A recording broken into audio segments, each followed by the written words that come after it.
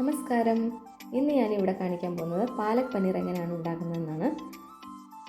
പാലക് പനീർ വളരെ ഹെൽത്തിയും ടേസ്റ്റിയുമായിട്ടുള്ളൊരു ഡിഷാണ്. ഇത് ചോറിൻ്റെ കൂടെയും ചപ്പാത്തിയുടെ കൂടെയും ഒക്കെ കഴിക്കാവുന്നതാണ്. അപ്പോൾ എങ്ങനെയാണ് ഇത് ഉണ്ടാക്കുന്നതെന്ന് നമുക്കൊന്ന് നോക്കിയാലോ. ആദ്യമായി പനീർ ഒന്ന് സോഫ്റ്റ് ആവുന്നതിന് വേണ്ടി കുറച്ച് തിളച്ച വെള്ളം അതിലേക്ക് ഒഴിച്ചു കൊടുക്കുക. ശേഷം കുറച്ച് ഉപ്പും കളറിന് വേണ്ടി കുറച്ച് മഞ്ഞൾ പൊടിയും കൂടെ ചേർത്ത് അവിടെ മാറ്റി വെക്കാം.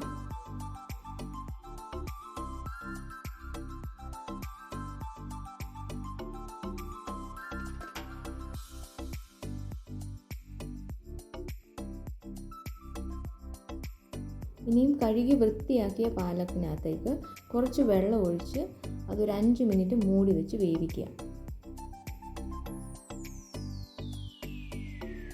ഇതിപ്പോൾ 5 മിനിറ്റ് ആയിട്ടുണ്ട്.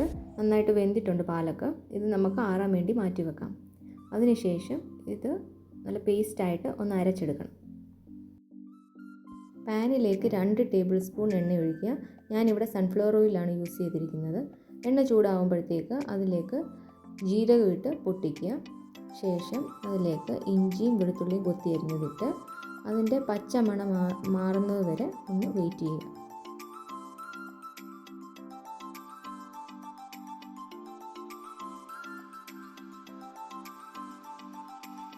ഇതിലേക്ക് ഒരു സവോള ചെറുതായിട്ട് അരിഞ്ഞത് ഇട്ട് ഒന്ന് വഴറ്റിയെടുക്കുക.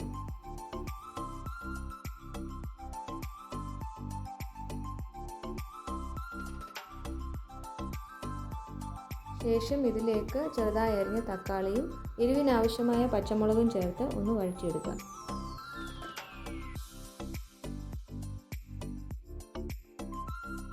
ഇതിലേക്ക് നമ്മൾ നേരത്തെ അരച്ച് മാറ്റി വെച്ചിരിക്കുന്ന പാലക്കും കൂടി ഒഴിച്ച് ആവശ്യത്തിനുള്ള ഉപ്പും ചേർത്ത് മിക്സ് ചെയ്യുക.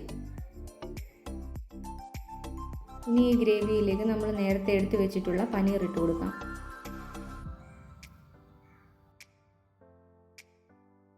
ചൂടുവെള്ളത്തിൽ കുറച്ച് നേരം ഇട്ട് വെച്ചത് കൊണ്ട് പനീർ നല്ല സോഫ്റ്റ് ആയിട്ടുണ്ട്.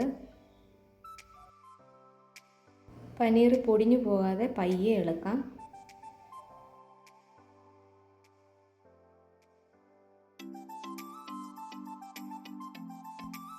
ഇനി ഇത് തിളയ്ക്കുന്ന ഉടനെ തന്നെ സ്റ്റൗ ഓഫ് ചെയ്യാം.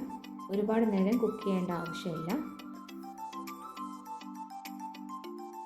ഇത്രയേ ഉള്ളൂ, പാലക് പനീർ റെഡിയായി കഴിഞ്ഞു. ഇതിനകത്തേക്ക് അധികം മസാലകളൊന്നും ചേരുന്നില്ല എങ്കിലും ഭയങ്കര ടേസ്റ്റാണ് കേട്ടോ. അതുപോലെ തന്നെ ഹെൽത്തിയുമാണ്. തീർച്ചയായും പാലക് പനീർ വീട്ടിൽ ഉണ്ടാക്കി നോക്കി നിങ്ങളുടെ വിലയേറിയ അഭിപ്രായങ്ങൾ കമൻറ്റിലൂടെ അറിയിക്കണം. അതുപോലെ തന്നെ വീഡിയോ ഇഷ്ടപ്പെട്ടെങ്കിൽ ലൈക്ക് ചെയ്യാനും സബ്സ്ക്രൈബ് ചെയ്യാനും മറക്കരുതേ. ബൈ.